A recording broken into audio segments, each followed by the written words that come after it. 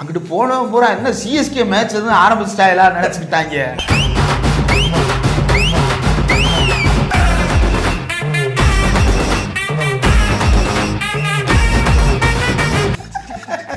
IPL நடக்குதுங்களா?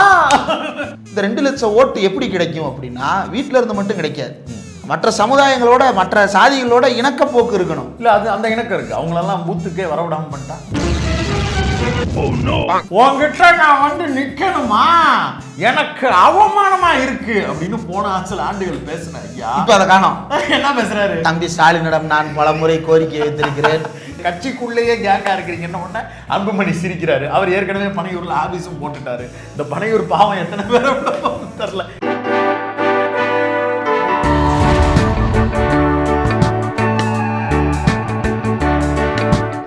Daily காலையில எந்திரிச்ச உடனே இந்த உலகம் மொத்தமும் நல்லபடியாக இருக்கணும், உலகத்தில் இருக்கக்கூடிய எல்லா ஜீவராசிகளும் நல்லா இருக்கணும்னு நினைக்கக்கூடிய ஒரே ஒரு உத்தமை இந்த உலகத்தில் இருக்கேன்னா அது நான் மட்டும்தான்.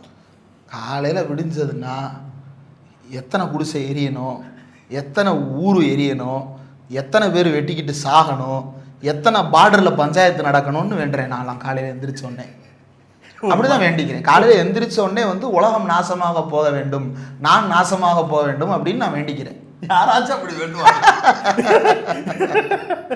பேசாம இருக்க வேண்டியது தானே. யாரு கேட்டா இதெல்லாம்? இப்ப நாங்கெல்லாம் என்ன இந்த உலகத்துல பிறகு ஊர்ல உலகமே கலவர காணா மாறணும்னா வேண்டுவோம். சாமி கும்பிடுற எல்லாருமே கையெடுத்து அம்மா எல்லாரும் நல்லா இருக்கணும், முதல் வார்த்தை அதுதான் வரும். அதுக்கப்புறம் என் பிள்ளை நல்லா இருக்கணும், அதுக்கப்புறம் தான் என் பிள்ளை நல்லா இருக்கணும்லாம் வரும். எனக்கு வந்து இயல்பா நம்மளுக்கு கடவுள் நம்பிக்கை கிடையாது. ஆனாலும் நம்ம இயல்பா நினைக்கும் போது ஒரு அசம்பாவிதத்தை பார்க்கும்போது ஏன் நிம்மதியாகவே இருக்க முடியாது? அவரு தன்னை யாரா கற்பனை செஞ்சுட்டு இருக்கிறாருன்னா வள்ளலாரா கற்பனை செஞ்சுட்டு இருக்கிறாரு. வாடிய பயிரை கண்ட போதெல்லாம் வாடினேன்.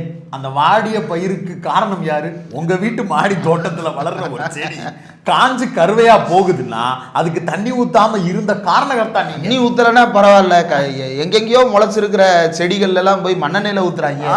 அந்த வேலையெல்லாம் செஞ்சுவிட்டு வாடிய பயிரை கண்ட போதெல்லாம் வாடினேன் அதெல்லாம் பேசக்கூடாது. வாட வச்சதே நீ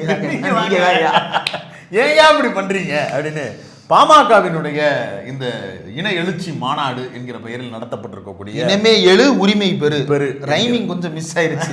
ஆனாலும் ஓகே, ஒரு அழகான செட்டப்ல அந்த மக்களை பூரா அந்த பக்கம் வராதீங்கன்னு. நீங்க வேற அங்கிட்டு போனவன் பூரா என்ன சிஎஸ்கே மேட்ச் எதுவும் ஆரம்பிச்சிட்டாங்களா நினைச்சுக்கிட்டாங்க.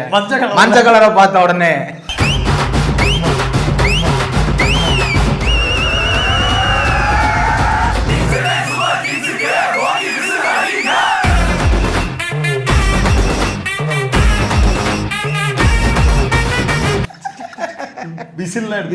ஊருக்கு போயிட்டாங்க. கொடிபுரா சிஎஸ்கே கொடி. ஐபிஎல் நடக்குதுங்களா?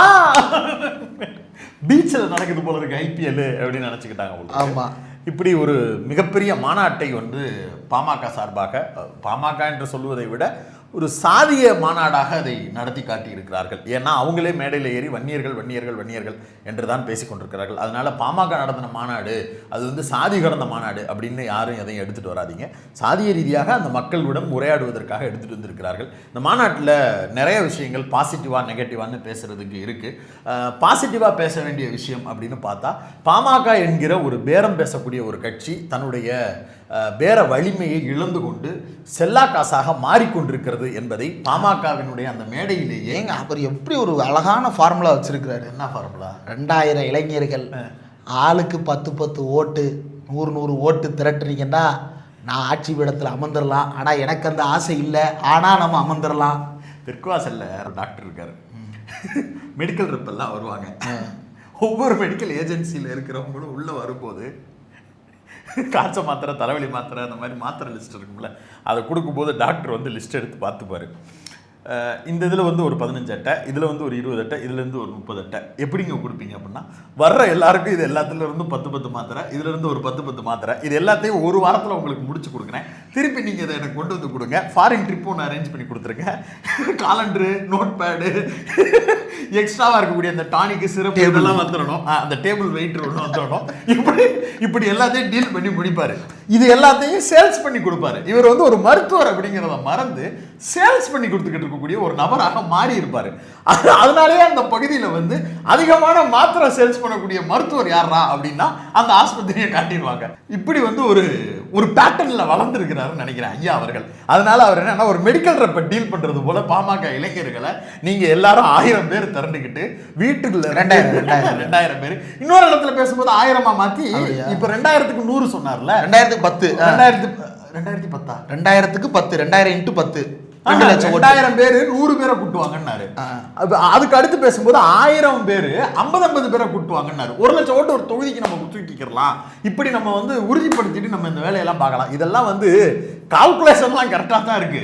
அதுக்கு பதிலையும் அவரே சொல்றாரு, தனிச்சு போட்டிட்டு 4 ஜெயிச்ச நாம கூட்டணியில போட்டு 5 தொகுதி ஜெயிக்கிறதுக்கு இழுபறியா போச்சு, இதுக்காக நான் வெட்கப்பட வேணாமா அப்படின்னு கேட்கிறாரு. ஐயா, ஓட்டு போடாததுக்கு அவங்க வெட்கப்படுறாங்க அப்படின்னா ஒவ்வொரு தடவையும் யாரு கூட வேணாலும் கூட்டணி போகலாம்னு சொல்லி போற நீங்க வெட்கப்படணுமா இல்லையான்னு அங்க இருக்கக்கூடிய பாமகவை சார்ந்த ஒரு இளைஞர் கேட்பாரா மாட்டாரா? ஏன் ஓட்டு சதவீதம் குறைஞ்சிச்சு? பாமகவை சார்ந்த நண்பர்களே வெளியில வந்து சொல்லுவாங்க, ஏங்க ஒரு தொகுதிக்கு ஒரு கேண்டிடேட் நிப்பாட்டுறோம் அப்படின்னா அந்த தொகுதியில் யாரோட கூட்டணியில் இருக்கிறோமோ அவங்களோட ஜெல்லாகி ஒரு கூட்டணி வேலையை நடத்தினாதாங்க ஓட்டு எங்களுக்கு டிரான்ஸ்ஃபர் ஆகும். நல்லதோ கெட்டதோ நம்ம பகுதியில் இது நல்லது நடக்கணுங்கிறதுக்காக எண்ணத்தோடு இருக்கக்கூடிய ஆட்களை தேர்ந்தெடுக்கணும்னு தான் மக்களுடைய விருப்பம் இருக்கும். நாங்கள் வன்னியருங்க, எங்களுக்கு எதிர்கூட்டணியில் இருக்கிறவங்க போடுற கேண்டிடேட்டும் வன்னியர் தானுங்க, அவரும் எங்களுக்கு நல்லது தானுங்க செய்ய போறவர், நம்ம ஆளுக தானுங்க அப்படின்ற எண்ணம் தானுங்க எங்களுக்கு இருக்கும். அப்ப அவங்க எல்லாரும் கெமிஸ்ட்ரியா ஒர்க் அவுட் பண்ணி ஒரு கூட்டணியை உருவாக்கி ஜெயிக்கிற இடத்துல இருந்து அவங்க நம்மளுக்கு ஒரு நல்லது காரியம் பண்ணி கொடுப்பாங்கன்னா அவங்களுக்கு தானுங்க ஓட்டு போடுவோம். இவர் கடைசி நேரத்துல வேற ஒரு கூட்டணியை மாத்தி போடுறாரு. முன்னாடி நம்ம இந்த கூட்டணி தான் நினைச்சு உழைக்கிறப்ப இந்த கூட்டணி மாறிடுது. அப்புறம் எப்படிங்க ஓட்டு போட மனசு வரும் அப்படின்னு அவர்களுடைய கேள்வி உங்க காதுகளுக்கு எட்டவே இல்லையா ஐயா? அதனாலதான் நீங்க இவ்வளவு பெரிய தோல்வியும் இவ்வளவு பெரிய வீழ்ச்சியும் அடைஞ்சுக்கிட்டு இருக்கீங்கன்றத உணரணுமா இல்லையா? மாறா ஓட்டு போடல நீங்கெல்லாம், நீ எல்லாம் இன்னைக்கு கார்ல வர்றேன்னா அதுக்கு காரணம் நான் தான். 150 கார் வந்திருக்கு. 150 தானே வந்துச்சு, அவ்வளவுதான் சொல்றாரு அவரு. அது ஒரு 1000 காருக்கு மேலேயே இருக்குங்க. சொல்றது சொல்றீங்க, கொஞ்சம் பெருசாவே சொல்லுங்க. சரி, ஒரு 150 காருக்கு அப்படின்னா இவர் தைலாபுரத்துல இருந்து இந்த 150 காருக்கு அதுல இந்த டிசைர் டூரை பூரா கழிச்சிட்டு இன்னோவா மட்டும் கவுண்ட் பண்ணிருப்பாரு. இல்ல, இவர் அனுப்பி விட்ட ஒரு 150 காரை மட்டும் இவர் பேர சொல்லி வந்ததை மட்டும் எடுத்துருப்பாரு. சரி, அப்படியே நானும் உண்மையிலே இந்த மக்களுக்கு இடஒதுக்கீட்டுக்காக போராடி அந்த மக்களுடைய வாழ்வாதாரத்திற்காக ஒரு முயற்சி எடுத்து பாமக சார்பாக ராமதாஸ் ஐயா அவர்கள் மிகப்பெரிய அளவிற்கு அந்த மக்களுக்காக உழைத்திருக்கிறார் அப்படிங்கிறது உண்மைதான். கடந்த காலங்களில் இது நடந்திருக்கு. ஆனா அந்த மக்களை என்னவா மாத்தி வச்சாரு? இல்ல, இப்ப கேக்குறாரு எங்க சமூகத்துல எத்தனை பேர் IAS, எத்தனை பேர் IPSன்னு ஆக முடியல. காரணம் என்ன? நீங்க கேஸ் வாங்கி கொடுத்துறீங்க. அதுக்கு தான் அன்புமணி ராமதாஸ் வெளியில வந்து சொல்றாரு, போதும்பா, இனிமே கேஸே வேணாம்ப்பா.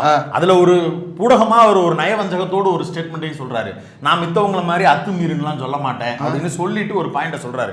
அந்த அத்துமீறின்னு அவர் சீண்ட விரும்புறாரு, அதை ஒரு ஓரம் கட்டுங்க. ஆனா அவர் அதுக்கு அடுத்து சொல்ல விரும்பின ஒரு செய்தி இருக்கு, என்னுடைய தம்பிகள் தங்கைகள் யாரும் எந்த வழக்கும் வாங்கிடக்கூடாது அப்படிங்கறது உறுதியா இருக்கிறார். ஐயா ராமதாஸ் அவர்களால் பல இளைஞர்கள் வழக்கு வாங்கப்பட்டிருக்கிறார்கள் அப்படிங்கிறத மேடையில ஏறி அன்புமணி டிக்ளேர் பண்றாரு. எங்க நைனாவால நீங்க எல்லாரும் இவ்வளவு கேஸ் வாங்கிட்டீங்க, அவர் பையன் நானு கட்சியை தலையெடுத்து நடத்த கேட்பான்ல, நீ மட்டும் டாக்டர் ஆயிட்டீங்க, அப்புறம் நாங்களாம் என்ன ஆகுறது, கேஸ் வாங்கிட்டே இருந்தா நாங்க என்னைக்கு டாக்டர் ஆகுறதுன்னு கேட்பாங்கல்ல. டாக்டர் ஆகணும், இன்ஜினியர் ஆகணும், அம்பேத்கருக்கு எதுக்கு டாக்டர் பட்டம் போடுறாங்க, எங்க ஐயா மட்டும் ஊசி போட்டாரு, அவர் என்ன ஊசி போட்டாரான்னு கேட்கிற நிலைமைக்கு ஒரு இளைஞர் கூட்டத்தை உருவாக்குறது எவ்வளவு பெரிய முட்டாள்தனமான வேலை. அந்த வேலையை செஞ்சு டாக்டர் சொல்ல படிக்கணும், அதுக்கு தான் படிக்கணும். அதான் நம்ம சொல்லல, அன்புமணி ஐயா அவர்களே சொல்றாரு மேடையில் ஏறி, எனக்கு இந்த மாதிரி பிரச்சனை பண்றதுக்கோ வழக்கு வாங்குவதற்கோ விருப்பமே கிடையாது. நம்முடைய இளைஞர்கள் படிங்க, உங்க குடும்பத்தை பாருங்க, அதுக்கு பிறகு கட்சிக்கு வாங்க. ஹேட்ஸ் ஆஃப் அன்புமணி அவர்களே, பாராட்ட வேண்டிய ஒரு ஸ்டேட்மெண்ட்.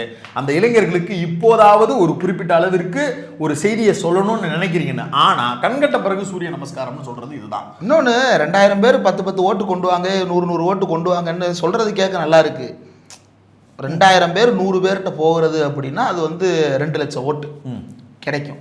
இந்த 2 லட்சம் ஓட்டு எப்படி கிடைக்கும் அப்படின்னா வீட்டில இருந்து மட்டும் கிடைக்காது. அது வந்து சுத்தி இருக்கக்கூடிய எல்லா சமுதாயத்தில இருந்து அதை திரட்டணும். ஆமா, மற்ற சமுதாயங்களோட மற்ற சாதிகளோட இணக்கப்போக்கு இருக்கணும். இல்ல, அது அந்த இணக்கம் இருக்கு. அவங்களெல்லாம் பூத்துக்கே வரவிடாம பண்ணிட்டா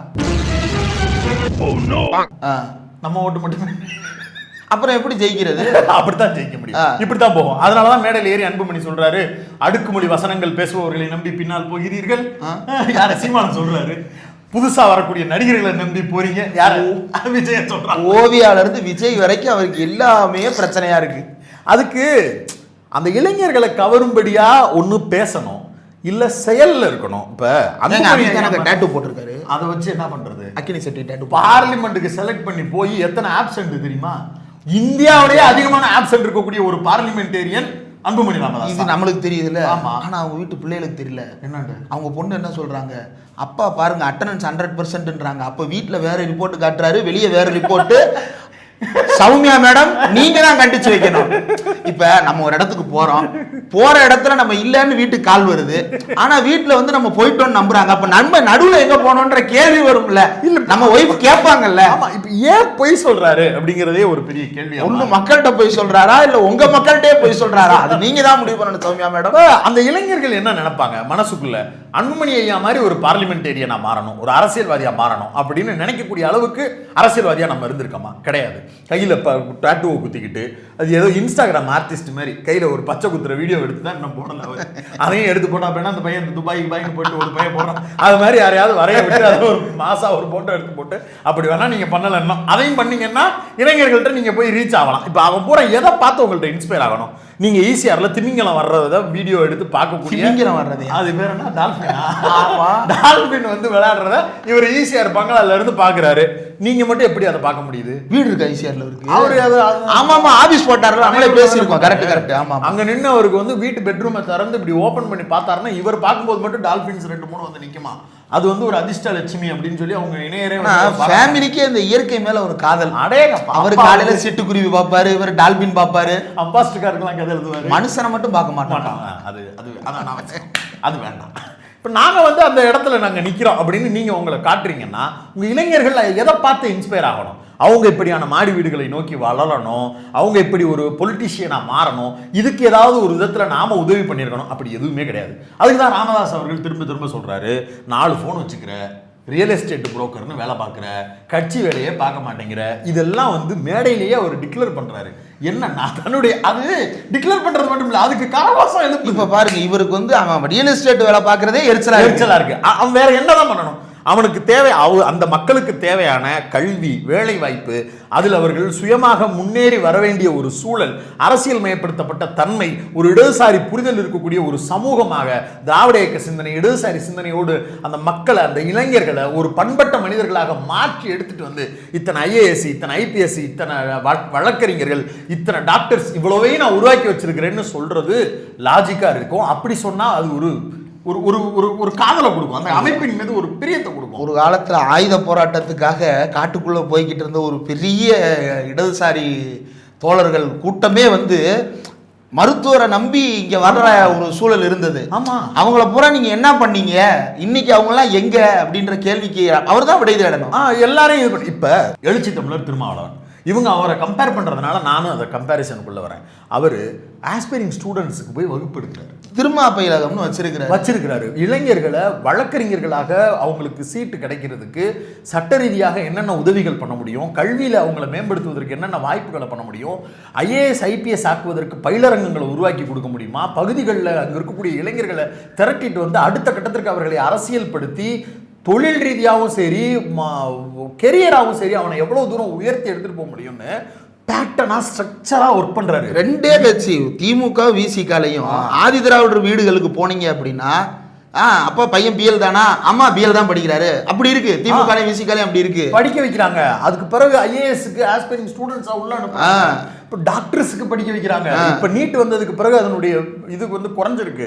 ஆனாலும் இன்னைக்கு அவங்களுக்கு தனி கன்சர்ன் கொடுத்து அது அந்த இடத்துல இருந்து அவங்க முன்னேறி வரணும்னு அவங்க அவ்வளவு எஃபர்ட் போடுறாங்க. நம்மளுக்கு பின்னாடி இத்தனை லட்சக்கணக்கான இளைஞர்கள் இருக்கிறாங்களே, அவங்களுக்குலாம் நம்ம என்ன பண்ணோம்? இந்த கேள்வி அங்க இருக்கக்கூடிய இளைஞர்கள் கேட்கறாங்க. அதனாலதான் ஓட்டு போட மாட்டாங்க. வன்னியர் சங்க சொத்துக்களை பூரா என்ன பண்ணீங்கன்னு சிஎன் ராமமூர்த்தி கேட்கிறாரு. ஒவ்வொரு நாளும் போட்டோவோட எடுத்துட்டு வந்து ஒன்னு குண்டு கலப்பிக்கிட்டு இருக்காரு. நீங்க அவர்களுக்கு என்ன செய்தீர்கள்? அவங்க உங்களுக்கு என்ன செய்யணும்னு நீங்க எதிர்பார்க்கிறீங்கல்ல? ஒரே ஒரு ஓட்டு, ஒரே ஒரு அந்த ஓட்டுக்கு நியாயமா நீங்க என்ன செஞ்சீங்க? எழுச்சி தமிழர் திருமா அவர்கள் திமுக கூட்டணியில் இருந்தால் யாரு, எம்ஆர்கே பன்னீர்செல்வம் ஐயா அவர்களும் சரி, அரியலூர் அரிமா அண்ணன் சிவசங்கர் அவரு 2 பேரும் பொதுவாகவே வெளிப்படையாகவே சொன்ன வார்த்தை என்ன தெரியுமா? ஒரு தொகுதியில திமுகவோடு விசிக கூட்டணியில இருக்குன்னா இந்த ஏரியா வந்து மக்கள் விசிக மக்கள் குடியிருக்கக்கூடிய தொகுதி அப்படின்னு தெரிஞ்சிருச்சுன்னா அந்த பகுதியில் இருக்கக்கூடிய வாக்கு 195 98 ஓட்டு சொலையா திமுக அப்படியே வந்து விழுகும். இது திமுக கூட்டணியில் இருக்கக்கூடிய எல்லா வேட்பாளர்களும் எல்லா மாவட்டங்களிலும் எல்லா தொகுதிகளிலும் ரிப்போர்ட்டா எடுத்துட்டு வந்து கொடுக்குறாங்க. பூத் வைஸ்ல விசிகாவோடு கூட்டணி. ஏன்னா தான் இருக்கக்கூடிய கூட்டணிக்கு தன்னுடைய தலைவர் சொன்ன வார்த்தைக்கு எந்த விதத்திலும் பிசிறு தட்டாமல் நாம வாக்கு செலுத்தணும்னு அந்த மக்களுக்கு எண்ணம் எப்படி வருது? அதுதான் முதல் கேள்வி. ஏன்னா எந்த கூட்டணியில் அவர் இருக்கிறாரோ அந்த கூட்டணி அதிகாரத்தில் இருந்தால் நம்முடைய தேவைகள், நம்முடைய கோரிக்கைகளை முழுமையாக பெற்றுத்தரக்கூடிய எந்த சூழ்நிலையிலும் நம்மளை சமரசம் செய்ய வைக்காத ஒரு மாபெரும் தலைவன் நம்மளை வழிநடத்துறாரு. அதனால அவருக்கு நம்ம ஓட்டு செலுத்தலாம்னு நம்பிக்கையா செலுத்துறாங்க. நீங்க பாமகன்ற கட்சி ஆரம்பிச்சு பாஜகவோட கூட்டணி வச்சு, அதிமுகவோட கூட்டணி வச்சு, திமுகவோட கூட்டணி வச்சு, திமுகவை அதிகாரத்தில் இருக்கும்போது அந்த அதிகாரத்திற்கு காரணகர்த்தாவே நீங்கள் இருந்தும் உங்களை அந்த மக்கள் நம்பலை அப்படின்னா அந்த மக்களுக்கு நீங்கள் செய்தது துரோகமா, அந்த மக்கள் உங்களுக்கு செய்தது துரோகமா? நீங்கள் சொல்லுங்க. வெளிப்படையா அதை நீங்க ஒத்துக்கோங்க. இவ்வளவு வயசாயிடுச்சு, ஒரு பெரிய புரிதல் உங்களுக்கு வந்துருச்சு. நாம செய்ய வேண்டியதை செஞ்சிருந்தா இந்த மக்கள் நம்மளை இன்னும் தலையில தூக்கி வச்சு கொண்டாடி இருப்பாங்கன்னு நீங்க இன்னும் உணரலையா அப்படிங்கிற கேள்வியை பாமக தொண்டர்கள் தான் கேட்கிறாங்க. அதனாலதான் ஓட்டு போட மறுக்கிறாங்க. இந்த உண்மையை புரிஞ்சுக்கிட்டு அடுத்த கட்ட அரசியல் நகர்வுகளை முன்னெடுக்கணுங்கிறது ராமதாஸுக்கு இப்ப புரிஞ்சிருக்கு, ஐயா ராமதாஸ் அவர்களுக்கு. அதனாலதான் உங்ககிட்ட நான் நிக்கணுமா, எனக்கு அவமானமா இருக்கு அப்படின்னு போன சில ஆண்டுகள் பேசின ஐயா இப்ப அதை காணோம். என்ன பேசுறாரு? தம்பி ஸ்டாலினிடம் நான் பலமுறை கோரிக்கை வைத்திருக்கிறேன். என்னங்கய்யா இப்படி மாறிட்டீங்க? அதை காணோம். வெக்கமா இருக்கு, இப்ப வரல. தம்பி ஸ்டாலின் ஆயிட்டாரு. ஏன்னா இப்ப அடுத்து கூச்ச நீக்கம் தேவைப்படுது. இந்த பக்கம் வரலாமா அப்படின்னு ஒரு லைன் எடுக்கிறாரு. இவர் வர்றேன்னு சொன்ன உடனே பேட்டியில முதலமைச்சர் வீண் வதந்திகள்லாம் பரப்பிக்கிட்டு இருக்காதீங்க, அப்படிலாம் ஒண்ணும் கிடையாது. ஏன்னா அவங்களுக்கு இன்டாக்டா இருக்கு கூட்டணி. இவர் ஒரு பக்கம் இப்படி பேசுறாரு. அன்புமணி ஐயா மேடையில் ஏறி கலைஞர் இருந்திருந்தா எங்களுக்கு இந்நேரம் ஜாதி வாரி கணக்கெடுப்பு நடத்தி எங்களுக்கான இடஒதுக்கீடு குறித்தான ஒரு டிஸ்கஷன் ஆரம்பிச்சிருப்பாரு. போன மாசம் வரைக்கும் கலைஞரை பத்தி என்னென்ன பேசுனீங்க? கலைஞருக்கு இடஒதுக்கீட்டுக்கு என்ன சம்பந்தம் இருக்கு? நான் தான் எல்லாத்தையும் செஞ்சு கொடுத்தேன்னு பேசிட்டு இருக்கேன். வன்னிய மக்களுக்கு துரோகம் இழைத்த கட்சி என்று ஒன்று இருக்குமானால் அது தமிழ்நாட்டில் திமுக தான் பேசினார். எம்ஜிஆர் சிரிக்கிறாரு பக்கத்துல. இன்னைக்கு ஐயா ராமதாஸ் அவர்கள் தம்பி ஸ்டாலின்ங்கிறாரு. நீங்க கலைஞர் இருந்திருந்தா எங்களுக்கு கொடுத்துருப்பாருன்றீங்க. அது ஏன் அந்த பதட்டம் வருதுன்னா, வன்னியர் போராளிகள் 20 பேர் இருக்கிறாங்க அப்படின்னா அவங்களுக்கு பூரா மணிமண்டபம் கட்டி இருக்கிறாரு. அந்த அளவுக்கு அக்கமடேட்டிங்கா ஸ்டாலின் போறாரு. அவர் அந்த மக்கள் மேல எந்த விதமான, இவர் மற்ற சமூகங்கள் மேல வெறுப்பை காட்டலாம், ஆனா ஸ்டாலின் அனைத்து சமூகங்களுக்குமான தலைவராக எல்லா சமூகங்களையும் பிரதிநிதித்துவப்படுத்தி வேலை பார்த்துட்டு இருக்கிறாரு. அந்த ஒரு பக்கம் அயோத்திதாசருக்கு மணிமண்டபமா, இன்னொரு பக்கம் வன்னியர் சங்கத்தில் இருக்கக்கூடிய எல்லா சமூகத்தில் இருக்கக்கூடிய சமூக நீதிக்கான போராளிகளுக்கும் ஒரு முக்கியமான ஒரு வேலையை செய்து இவங்க கடைசியில் என்ன பண்ணிட்டாங்கன்னா, ஐயா ஆனைமுத்தை கொண்டு இப்போ இவங்களுக்கு ஆனைமுத்து அவர்களுக்கு பின்னாடி எந்த சாதி பேரையும் போட்டு கற்பனை கூட பண்ணி பார்த்தது கிடையாது. ஆனா பேனர்ல ஏத்திட்டாங்க. இப்ப ஏற்கனவே ஆன்லைன்ல பல பேர் பெரியார் போட்டோன்னா ஆனமுத்தையா போட்டோ தான் போட்டுக்கிட்டு இருக்காங்க. இன்னொன்னு, திமுக கூட்டணியில் இருக்கக்கூடிய கட்சிகளே நீங்க பேசின பாயிண்ட் தான். வன்னிய சொந்தங்கள், வன்னிய மக்கள் நம்மளுக்கு ஒருபோதும் எதிரிகள் கிடையாது. ஏங்க திரும்ப சொல்றாரு, என்ன சொல்றாரு? பானை இல்லாம ஏதுங்க அக்கினி சுவாலை, நாங்க பானையா இருக்கோம், நீங்க ஜுவாலையா இருங்க, ஒன்னா இருப்போம் வாங்கல அவரே டிக்ளேர் பண்ணி அவர் 12 காலமா தான் சொல்லிக்கிட்டு இருக்காரு. ஆனா பாமக போன்ற கட்சிகள் சாதிய ரீதியாக திருமா போன்ற தலைவர்களை தங்களுடைய கட்சிக்கு எதிர்கட்சியாக நிலைநிறுத்தி அரசியல் செய்யணும், அதன் மூலமாக வன்முறை காடாக மாற்றணும்னு நினைத்த போதெல்லாம் பல முறை மௌனம் காத்து கொண்டிருந்து, பல முறை கோவப்பட்டு கொண்டிருந்த பலரும் இன்னைக்கு எல்லாருமா சேர்ந்து அந்த மக்கள் ஏமாற்றப்படுகிறார்கள், அவர்களோடு நாம நிற்போம், பாமக போன்ற கட்சி அந்த மக்களை ஏமாற்றுகிறதுன்னு சொல்லி அவங்க எல்லாரையும் ஜனநாயகப்படுத்தி நம்ம பக்கம் கூப்பிடணும்ன்ற இடத்துக்கு வந்துட்டாங்க. சிம்பிளா அவங்க யோசிச்சு பாருங்களேன். இப்ப திமுக நலத்திட்டம் கொடுக்குது, எல்லா இடத்துலையும் கொடுக்குறாங்க. அதாவது சேரிகள் என்று ஓரங்கட்டப்பட்டு சமூகத்தால் புறக்கணிக்கப்படுவதாக அது வைக்கப்பட்டிருந்தாலும் அங்கேயும் திமுக வேலை பார்க்குது. எல்லா இடங்கள்லையும் அதெல்லாம் பேரியரை உடைக்கிறதுக்கு வேலை பார்த்துட்டு இருக்காங்க. விசிகா எல்லா இடத்துலையும் தான் கொடுக்குது. ஆனால் நீங்கள் நலத்திட்டங்கள் அப்படின்ற பேரில் என்னைக்காவது ஆதிதிராவிடர் குடியிருப்புகளுக்குள்ள போயிருப்பீங்களா? நான் என்ன கேட்குறேன், அவ்வளவுலாம் போக வேணாம். அந்த வன்னிய இளைஞர்களுக்கே ஒழுங்காக செஞ்சுக்கலாம். சிம்பிள். நீங்கள் ரொம்பலாம் போகாதீங்க. அந்த அறக்கட்டளை, அதன் மூலமாக பலன் பெற வேண்டிய அந்த இளைஞர் கூட்டம் என்ன நிலைமையில் இருக்கிறாங்க, அவர்களுடைய வாழ்வாதாரத்திற்கு நீங்கள் என்ன செய்தீர்கள்? பாராளுமன்றத்தில் ஏறி நின்று பேசுவதற்கான அரும்பெரும் வாய்ப்புகளை அள்ளி அள்ளி கொடுத்தும் இன்னைக்கு வரைக்கும் ஒரு அட்டெண்டன்ஸ் கூட இல்லாம ஒரு பார்லிமெண்டேரியன் அன்புமணி ராமதாஸ் அவர்கள் இருக்கிறார். அந்த தோட்டம் எவ்வளவு பெரிய தோட்டம், அந்த தோட்டத்துல ஒரு செட்டப் போட்டு அங்க ஒரு டிஎன்பிஎஸ்சி ட்ரைனிங் கிளாஸ் நடத்த வேண்டியதானே? எவ்வளவோ வாய்ப்புகள் இருக்கு. அதன் மூலமாக அந்த இளைஞர்களை பயன்படுவதற்கு ஏதாவது ஒரு வகையில் வேலை செய்திருப்பார்களா அப்படிங்கிற கேள்வி எல்லாமே இதனூடாக இருக்கிறது. இது பாமக என்கிற ஒரு கட்சியை கார்னர் பண்றாங்க, அந்த கட்சியின் மீது விமர்சனம் வைக்கிறாங்க. அப்படி அல்ல. அந்த கட்சியின் மீதான நன்மதிப்பு என்று ஒரு காலம் இருந்தது. அதற்கு ஒரு பெரிய பொறுப்பும் பெரிய மரியாதையும் கௌரவத்தையும் தமிழ்நாடு மக்களே கொடுத்திருந்தாங்க. அவரே கெடுத்துக்கிட்டாரு.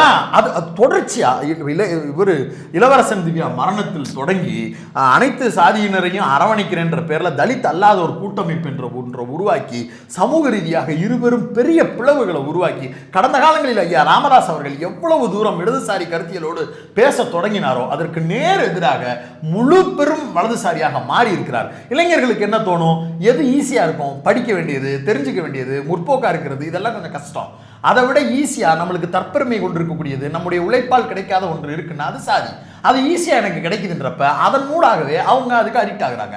அந்த இளைஞர்கள் இப்ப எங்க போய் நிற்பாங்க? நீங்க என்ன பிராக்சியா வந்து நின்று ஜாதி வெறியை கூட்டுறீங்க? மதவெறியோடு சேர்ந்த சாதி வெறி ஒரிஜினாலிட்டியோடு இருக்கு. நான் போறேன் அண்ணாமலைக்கு பின்னாடி, நான் போறேன் பிஜேபிக்கு பின்னாடின்னு பாதி பேர் மஞ்ச சொக்காவை மாட்டிக்கிட்டு அந்த பக்கம் நகல ஆரம்பிச்சிட்டாங்க. வெளிப்படையாக உங்களுக்கு நீங்களே சொன்ன ஸ்டேட்மெண்ட் இருக்கு. இன்னைக்கு மேடையில தான் நீங்க வந்து பாஜகவை பத்தி பேசல, ஆனா அதுக்கு முன்னாடி நீங்க சொன்னது இருக்கு, நம்முடைய இளைஞர்கள் பலரும் பாஜக பக்கம் போய்கிட்டு இருக்காங்கன்னு. அது உள்ளுக்குள்ள இருக்கக்கூடிய செல்லாக அரித்து கொண்டிருக்குங்கிற உண்மை அது. அந்த யதார்த்தம் எப்படி நடந்தது? நாம அறிந்தும் அறியாமலும் தெரிந்தும் தெரியாமலும் அல்லது கான்சியஸாவே செஞ்ச ஒரு மாபெரும் தவறு இன்று அந்த ஒட்டுமொத்த கூட்டத்தையும் வேறு ஒரு திசையை நோக்கி நகர்த்தி இருக்கிறது. நீங்க நினைச்ச பாமக இதுவா? நீங்க நினைச்ச ஒரு அரசியல் நகர்வு இதுவா? அப்ப இடையில் நீங்க வேற ஒண்ணு மாத்தி இருந்தீங்க. இப்படி ஒரு மாற்றத்தை வைத்துக்கொண்டு அந்த மக்கள் மீது மீண்டும் மீண்டும் பழி போடுவது, அந்த மக்களை ஏமாற்றுவது இன்னும் எத்தனை காலத்துக்கு ஏமாத்த? ஊம ஜனங்கன்றீங்கல்ல, இவ்வளவு நாள் நான் போராடி உங்களெல்லாம் கார் வாங்க வச்சுட்டேன்னு சொல்றீங்க, அப்புறம் ஊம ஜனங்கன்னு சொல்றீங்க. அவங்க முன்னேறிட்டாங்கன்றீங்களா இல்ல முன்னேறாம இருக்கிறாங்கன்றீங்களா? ரெண்டுல ஏதாவது ஒரு பக்கம் ஸ்டாண்ட் எடுத்து இல்லைங்க.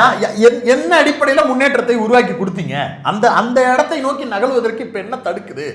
பாஜக அதன் ஊடாக வரக்கூடிய அதிமுக மிக பெரும் அழிவு சக்தியாக தமிழ்நாட்டை மாற்றப் போகிறார்கள்னு உங்களுக்கு வெளிப்படையா தெரியுமா தெரியாதா? ஓப்பனா இந்த மேடையில் டிக்ளேர் பண்ணலாம். உங்களுக்கு அரசியல் தெரியாமலாம் கிடையாது. ஏன் நான் தமிழ்நாட்டில் இடதுசாரி கட்சிகளை தவிர்த்துட்டு மார்க்ஸ் படத்தை போட்டுக்கிட்டு இருக்கக்கூடிய ஒரு கட்சி என்றால் அது பாமக தான். எந்த ஒரு கட்சியும் இடதுசாரிகளை தவிர்த்து மார்க்ஸுக்கு ஒரு பெரிய முக்கியத்துவத்தையோ சிலையவோ உருவாக்குறது கிடையாது. ஆனா பாமக அதை செய்தது. அப்போ உங்களுக்கு அரசியல் புரிதல்லாம் இருக்கு, தேர்ந்த வாசிப்புகள் இருக்கு, கள அனுபவம் எல்லாமே உங்கள்கிட்ட இருந்திருக்கு. நீங்க இப்ப மனசாட்சியை தொட்டு சொன்னா கூட உங்களால சொல்ல முடியும், அதிமுக பாஜக என்கிற கூட்டணி தமிழ்நாட்டிற்கு ஆட்சிக்கு வரும் பட்சத்தில் அது தமிழ்நாட்டின் பேரழிவிற்கு சமம் என்று உங்களால இப்ப வெளிப்படையா இந்த மக்களுக்காகத்தான், இந்த ஊமை ஜனங்களுக்காகத்தான், இந்த சமூகத்துக்காகத்தான், இந்த தமிழ்நாட்டிற்காகத்தான் இத்தனை பேரை நான் வாழ வச்சிருக்கிறேன் தான், அதுவா இதுவா ஓடா தேஞ்சேன் உருமா தேஞ்சேன் 5 ரூபா சம்பாரிச்சு 3 ரூபாய் வீட்டில் கொடுத்துட்டு 2 ரூபாய் எடுத்துக்கிட்டு தெருவா தெரிஞ்சு எல்லாம் நீங்க பண்ணது இந்த தமிழ்நாட்டு மக்களின் நலனுக்காக என்று சொன்னால் அந்த கூட்டணி ஆக பெரும் ஆபத்தை, கேடை தமிழ்நாட்டுக்கு உருவாக்க போகிறது. நாம் அங்கே இருக்க போவது இல்லை. நாம தனிச்சு கூட நிற்போம். மாற்றம் முன்னேற்றம் ராமதாசன் பேர் வச்சுக்கிறேன். அன்புமணியை நான் ஏத்துக்கல. கேட்பான்ல, 3 ரூபாய்க்கு வைத்தியம் பார்த்துக்கிட்டு இருந்த நீங்க தைலாபுரத்துல இவ்வளவு பெரிய தோட்டம் எப்படியா வாங்கினீங்கன்னு கேட்பான்ல. இல்ல அது கூட நான் கேட்பான். இல்ல நான் அதுக்கு கூட முக்கியத்துவம் கொடுக்கல. நம்ம யதார்த்தமா அப்படித்தானே பேசுவோம். ஒரு தலைவர், நீங்க உங்களுக்கு வந்து ஒரு பெரிய இடம் தேவைப்படும், உங்களுக்கு பெரிய சந்திப்புகள் இருக்கும், யார் உள்ள வர்றாங்க போறாங்க, அந்த சந்திப்புகள் என்ன நடக்குதுன்றத வெளியில தெரியக்கூடாது, நீங்க எடுத்து கொடுக்கக்கூடிய முடிவுகள் அதுக்கு பிறகுதான் பத்திரிகைகளுக்கு வரணும். அதுக்காக கூட நீங்க ஒரு பெரிய பிரைவசியான இடத்தை நீங்க உருவாக்கலாம். இந்த வெயிட்டேஜ் எல்லாம் உங்களுக்கு கொடுக்குறோம். ஊழல் அல்ல பிரச்சனை. மாற்றாக நீங்கள் என்ன செய்திருக்கிறீர்கள்? அந்த இடத்துக்குள்ளேயே நீங்க வரல. நேற்று ஒரு ட்ரோன் ஷோல வந்து மாவீரன் ஜெயகுரு, மருத்துவர் ராமதாஸ், இளந்தலைவர் அன்புமணி ராமதாஸ், வன்னியர் சங்க கொடி, பாமக கொடி, மார்க்ஸை காணும், பெரியாரை காணும், அம்பேத்கரை காணும். முடிஞ்சுல. ஜெயகுரு அவர்கள் பாமக இளைஞர்கள் மத்தியில் ஏற்படுத்தி இருக்கக்கூடிய அந்த மோசமான விதை, சாதிய ரீதியான அந்த மனநிலை, அது பேசி இருக்கக்கூடிய, அது ஏற்படுத்தி இருக்கக்கூடிய தாக்கம் அன்புமணி அவர்களுக்கே தெரியும். அன்புமணி அவர்கள் அதனாலதான் வழக்கு வாங்கக்கூடாதுன்னு குருவை மனசுல வச்சு பேசுறாரு. ஆனா அவரே குருவுக்கு வாழ்த்தும் பேசுறாரு. ஜெயகுரு குடும்பமே உங்க கூட இல்லையே. அவங்களுக்கு நீங்க செய்த துரோகம் என்ன எல்லாத்தையும் அவங்க பட்டியல் போட்டு வச்சிருக்காங்கல்ல. அவங்க குடும்பமே மொத்தமா திமுக பக்கம் வந்து பேசுறாங்கல்ல. இப்படி ஒரு பெரிய வரலாற்று துரோகத்தை நீங்கள் நிகழ்த்தி இருப்பதாக நாமெல்லாம் கேட்கல, உங்களுடைய இளைஞர்களே கேட்கிறாங்க. அந்த வருத்தமும் அந்த ஆற்றாமையும் அந்த இயலாமையும் தான் நேற்று நடந்திருக்கக்கூடிய அந்த மேடையில் தெரிந்திருக்கிறது. கூட்டணி குறித்து நானே முடிவெடுப்பேன் என்று ராமதாஸ் திரும்ப திரும்ப வலியுறுத்தி சொல்லிக் கொண்டே இருக்கிறார். ஏனென்றால் உங்ககிட்ட நான் வரணுமா அப்படின்னு கேட்ட ராமதாஸ் அன்பு தம்பி ஸ்டாலின் என்கிற இடத்தை நோக்கி நகர்ந்திருப்பதால் அவர் வேறு ஒரு கூட்டணி கணக்கை நகர்த்துகிறார். அதற்கு பதில் சொல்லும் விதமாக அன்புமணி பேசும்போது கலைஞர் இருந்திருந்தா செஞ்சிருப்பாரு, ஸ்டாலினுக்கு இதை செய்ய விருப்பம் இல்லை அப்படின்னு பேசுவதன் மூலமா அவர் வேறு ஒரு கூட்டணிக்கு அச்சாரம் எடுக்கிறார். அவர் வேற கூட்டணி எல்லாம் இல்ல, அவர் அட்டெண்டன்ஸ் போடாம எம்பியா கண்டினியூ ஆகணும். அதுக்கு அங்க ஒரு ஆள் தேவைப்படுது. அங்கேயே நான் இருந்துக்கிறேன். கட்சி கூட்டணிக்குள்ளேயே, கூட்டணிக்குள்ள வந்து கேங்கா இருக்கிறது வேற, கட்சிக்குள்ளேயே கேங்கா இருக்கிறீங்க. என்ன ஒண்ணு அன்புமணி சிரிக்கிறாரு. அவர் ஏற்கனவே பனையூர்ல ஆபீஸும் போட்டுட்டாரு. இந்த பனையூர் பாவம் எத்தனை பேரை தெரியல. இப்படி ஒரு கலந்து கட்டி ஒரு கலவையான நிகழ்வாக அது நடந்து முடியும். ஆமா, இதுல நேத்து ரிசர்வேஷனுக்கு வேற எத்தனை பேர் எங்க சமூகத்துல காவல்துறை உயர் பொறுப்புல இருக்கிறாங்க. இப்பதான் முதல்ல ஒரு காவல்துறை உயர் அதிகாரி வந்து ஐபிஎஸ்ஸா மாறி வன்னியர்ல இருந்து ஒரே ஒரு ஐபிஎஸ் தான் வந்திருக்கிறாரு. மற்ற உயர் பொறுப்புகள்ல 14 பொறுப்புகள்ல 13 பேர் ப்ரொமோஷன்ல தான் வந்தாங்க அப்படின்னு பேசியிருக்கிறாரு. அந்த ஐபிஎஸ் போஸ்டிங்ன்ற இதை வந்து யார்கிட்ட கேட்கிறாருன்னா ஸ்டாலின்கிட்ட கேட்கிறாரு. ஐபிஎஸ்ல எத்தனை பேர் வன்னியரானாங்க அப்படின்னு ராமதாஸ் அன்புமணி ராமதாஸ் ஸ்டாலின்கிட்ட கேட்குறாங்க. இது நீங்க மோடிட்ட கேட்கணும். UPSC exam union public service commission, அதுக்கு தமிழ்நாட்டுக்கு சம்மந்தமே கிடையாது. நம்ம மாணவர்கள் அதிகம் பேரை பயனடைய வைக்கிறதுக்காக வேலையை தமிழ்நாடு அரசு செய்கிறது. டிஎன்பிஎஸ்சி அந்த வேலையை செய்கிறது. டிஎன்பிஎஸ்சியின் மூலமாக வேலைவாய்ப்பு பெற்றவர்கள் அப்படின்ற டேட்டாவை தான் ஏற்கனவே ஆர்டிஐ மூலமாக நம்ம பெற்று பார்த்தோம். அதில் 10.5க்கும் அதிகமான இடங்களை வந்து வன்னியர்கள் இப்போது நிரப்பி கொண்டிருக்கிறார்கள். அதனாலதான் பலரும் நீங்க வைக்கக்கூடிய கோரிக்கையே ரொம்ப அபத்தமா இருக்குன்னு வெளிப்படையா சொல்றாங்க. மித்த கட்சிகள் இருக்கக்கூடிய வன்னியர் தலைவர்களே, ஏங்க ராமதாஸ் ஐயாவுக்கு விஷயம் தெரியுங்க, ஆனா அவர் பொய் சொல்லிக்கிட்டு இருக்கிறாருங்க, 10.5 விட அதிகமா அனுபவிக்கிறோம், 10.5க்குள்ள நம்மளை அரெஸ்ட் பண்றதுக்கு வழி பார்க்கிறாருங்கன்னு வன்னியர் சமூகத்தை சார்ந்த தலைவர்களே வேறு கட்சியில் இருக்கக்கூடியவர்கள் அந்த வன்னியர் மக்கள்கிட்டையும் இளைஞர்கள்ட்டையும் பேசுறாங்க. திமுகவிலையுமே வன்னியர் சமூகத்தை சேர்ந்த சட்டமன்ற நாடாளுமன்ற பிரதிநிதிகள் இருக்கிறாங்க. அவங்களுக்கும் வன்னியர்கள் வாக்கு தேவை. அப்போ அவங்களும் ஏதோ ஒரு நல்லது செஞ்சு கொடுத்தா நமக்கு ஓட்டு வரணும்னு தான் நினைப்பாங்க. ஆனால் அவங்களே என்ன சொல்றாங்க, 10.5க்கு மேலே டிசர்வ் பண்ணிட்டு இருக்கிற எங்களுடைய கம்யூனிட்டியை 10.5க்கு உள்ளுக்குள்ள சுருக்கிற வேலையை ராமதாஸ் செய்யறாருன்னு அவங்க சட்டமன்றத்திலே மறுப்பு தெரிவிக்கிறாங்க. அதுக்கு ஒரு டேட்டா இருக்குன்னா நீங்க எடுத்துட்டு வந்து கொடுங்க. அப்படி எதுவும் இல்ல. ஆர்டிஐ போட்டு வரைக்கும் வந்திருக்கக்கூடிய தகவல்கள் தரவுகளோடு இருக்கு. அப்ப இந்த மக்களை இன்னும் வாக்கு வங்கியாக பார்ப்பது, அப்புறம் இந்த மக்களை இன்னும் ஏமாற்றுவதற்கு, தங்களுடைய வாக்கை அதிகரித்துக் கொள்வதற்கு, அல்லது அதை கிறிஸ்பா அப்படியே வச்சுக்கணும்னு நினைக்கிறதுக்காக அந்த மக்களுக்கு உண்மையை தெரிவிக்காம மடைமாற்றக்கூடிய வேலை நடந்துகிட்டு இருக்கு. அதில் இப்போ இந்த யூபிஎஸ்சியில் நீங்கள் கேட்கணும். இப்போ தமிழ்நாட்டிலேயாவது ஆர்டிஐ போட்டு வன்னியர் எத்தனை பேர்னு கேட்டு தகவலை எடுத்துட்டோம். நீங்கள் யூபிஎஸ்சியில் போய் ஆர்டிஐ போட்டு வேணா கேளுங்க. ஆர்டிஐ எதுக்கு? அன்புமணி பார்லிமெண்ட்ல கேட்டாருன்னா உடனே கொடுத்துருவாரு. கொடுப்பாங்க. ஓபிசி எத்தனைன்னு தான் கொடுப்பாங்க. அவன் என்னைக்கு வன்னியர்னு கணக்கெடுத்து கொடுத்தான்? அவன் ஓபிசின்னு தான் கணக்கு கொடுப்பான். அங்கே போய் போராட்டத்தை அறிவிக்கலாமே. இங்க தமிழ்நாட்டுல வந்து இது பண்ண மாட்டேங்கிறாங்க, அது பண்ண மாட்டேங்கிறாங்கன்னு வன்னியர் பேரே இல்லாம சர்டிபிகேட்ல அழிக்க பாக்குறாங்க இந்த அரசுன்னு. அங்க போயில நீங்க போராட்டம் பண்ணணும். இத்தனை கூட்டத்தொடர் வருது, அன்புமணி ஐயா தான் போறாரு, டெல்லியில போறாருன்னு வீட்டுல சொல்லிட்டு போறாரு, போய் நின்று கேட்க வேண்டியது தானே. டெல்லி போறாரு, அமித்ஷா வீட்டு பக்கம் போயிடுறாரு போல, பார்லிமெண்ட்டுக்கு போறாங்க நின்று சரி, அமித்ஷா வீட்டுக்கு போனா கூட வீட்டுல அமித்ஷா இருக்கும் போது ஒரு டீ குடிக்கும் போது, ஒரு ஸ்நாக்ஸ் சாப்பிடும் போது, தயிரும் பக்கோடாவும் சாப்பிடும் போது கேட்ட வேண்டியது தானே. பேசக்கூடாதோ? அங்க பேசக்கூடாது. இப்ப ட்ரம்ப்ட்ட போய் கேட்க வேண்டியது தானே. அவர்தான் வேணும்னா இந்த சமூகத்தில் இருக்கக்கூடிய தீங்குகளை அழிப்பதற்கு வந்திருக்கக்கூடிய ஒரே மாவீரன் ட்ரம்ப் மட்டும்தான். இந்தியாவின் பிரதமர் யாருன்னா? ஆமா, நாளைக்கு பாருங்க, நாளைக்கு இந்தியாவில் சாதியை ஒழிக்க சொல்லிவிட்டேன்னு அறிவிச்சு ட்ரம்ப் அறிவிச்சாரு. இந்தியா மதச்சார்பற்ற நாடு அறிவிச்சா ட்ரம்ப் தான். அதுக்கு இங்க இருக்கிறவங்க எல்லாம் சைலண்டா. இதெல்லாம் இதுக்கு கடைசியில் ஒரு அதிகாரியை பலியாக்கி விட்டாங்க. அப்படிதான் விக்ரம் மிஸ்ரி அக்கௌண்ட் க்ளோஸ் பண்ணிட்டு அந்த மனுஷன் மேல அட்டாக் விழுந்தது ஒரே ஒரு காரணம் தான். அவர் போற போக்குல ஒரு போடு போட்டாரு. என்ன சொன்னார்னா, 2வது பிரஸ் மீட் நினைக்கிறேன், அதுல அவர் சொன்னது, இந்தியர்களே இந்திய அரசை விமர்சிக்கிறார்கள் என்று பாகிஸ்தானில் செய்திகளை பரப்பி கொண்டிருக்கிறார்கள் பாகிஸ்தானிய ஊடகங்கள். அவர்களுக்கு தெரியாது ஒரு நல்ல ஜனநாயகம் இப்படித்தான் இயங்கும் என்று அப்படின்னு அவர் ஒரு வார்த்தை சொன்னார். இதை நீங்க மோடி கிட்ட இருந்து சொல்லி இருக்க கூடாதுங்களே. தப்பான வார்த்தையை சொல்லிட்டீங்களே. அப்படி ஒண்ணு நடக்கவே இல்லைன்னு நீங்க சொல்லணும். ரீலே எரிஞ்சா கூட அப்படி ஒண்ணு எரியவே இல்லை, பட்டாசு வெடிச்சோம்ல சொல்லுவாங்க அவங்க. அங்க போய் நின்றுட்டு இப்படி சொல்றேல, சொல்லலாமா? நீங்க போட்டானுங்க, அக்கௌண்ட்டை லாக் பண்ணிட்டானுங்க, ஆளை காலி பண்ணிட்டாங்க. ஏங்க அவர் பொண்ணு நம்பரை போட்டு அபியூஸ் பண்ணிட்டு இருக்காங்க. இதை பண்றது பூரா யாருன்றீங்க? பாகிஸ்தான்காரங்க இல்ல.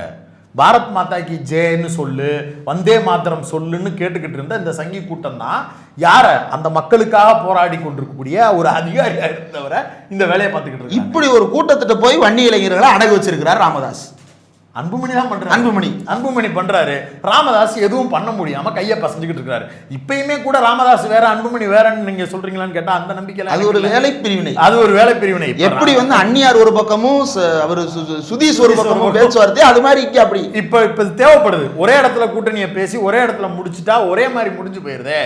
சில பல விட்டமின் டேப்லெட்ஸ் வந்து 2 பக்கமும் தேவைப்படுது அப்படின்னு நினைச்சு 2 மெடிக்கல் ரெப்ட்ட ஒரே டேப்லெட்டை வாங்குற மாதிரி அந்த டாக்டர் ஃபேமிலி 2ஆ பிரிச்சு வாங்கிட்டு இருக்காங்க. சமூக ஆதரவு விடுங்க, ஆதரிச்சு பேசுறதுக்கு ஒரு பத்திரிகையாளர், ஒரு அரசியல் விமர்சகர் யாராவது ஆதரிக்கிறாங்களா? அந்த கட்சி என்னன்னு ஆதரிப்பாங்க? 7 மணிக்கு நியூஸ் 7 டிபேட்ல உட்காந்து ஆதரிச்சு பேசிட்டு வந்தா 8 மணிக்கு நியூஸ் 18 டிபேட்டுக்குள்ள வர்றதுக்குள்ள வேற ஒரு கூட்டணி மாறிடுது. 8 மணில 10 நிமிஷம் கம்மி 7:50 7:50 மாறிடுது. இது என்ன பண்றது? அப்புறம் யார் ஆதரிச்சு பேச வருவா? இந்த பரிதாபத்திற்குரிய நிலைமையில் பாமகவை வைத்துக்கொண்டு ஐயா போட்டிருக்கக்கூடிய இந்த மேடை என்பது தமிழ் சமூகத்தில் எந்தவித தாக்கத்தையும் ஏற்படுத்தாது. குறைந்தபட்சம் பாமகவிற்கும் பாமகவை சார்ந்தவர்கள் கூட்டணி பேரத்திற்காக நடத்தப்படுவதாக நம்பிக்கொண்டிருந்தாலும் அதுவும் எடுபடாது. உங்களுக்கு இருக்கக்கூடிய கடைசி வாய்ப்பு, ஒரே வாய்ப்பு பாஜக தான். நன்றி.